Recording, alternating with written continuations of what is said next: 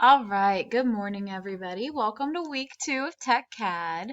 I just want to go over a few things that we're going to be doing this week, as well as something else I added to our course materials. So inside course materials, which is what we're looking at right now, you can see the vocab folder I added. I'll be putting in pertinent information to like words we'll be learning that maybe you're not familiar with. Right now there's nothing in it, but I will be adding to that.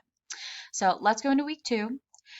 In week 2, you'll see a couple of things. Why study drafting? It is a PDF note type thing. You're going to read through it, and then you're going to answer the why studying drafting worksheet. So if we click on that, it'll take you in. You're going to open this, fill it in, and then submit it for credit. Easy peasy, lemon squeezy. The only question you might have to answer, do a little extra research for, would be the last question. You're going to have to Google the topic that I'm talking about in order to get that information. So that's the only question you'll have to go outside of the PDF to get information from. And then the last thing on here is the Careers in Drafting Research Project. Let me zoom in for you. So here you can see you're going to open the attached document to read the requirements for this assignment. In this assignment, you will be researching different careers that you could have if you were to enter the field of drafting. So here is the project itself.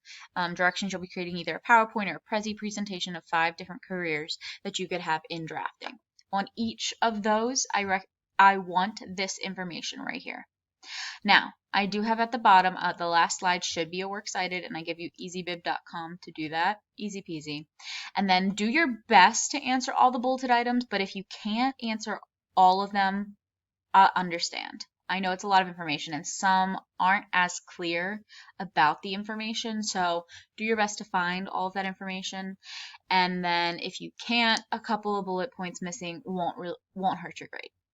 So those are the 3 things we're doing this week. I might add, I might not. If I do add, I'll make another video and attach it at the bottom. I'll see you guys in class. Bye.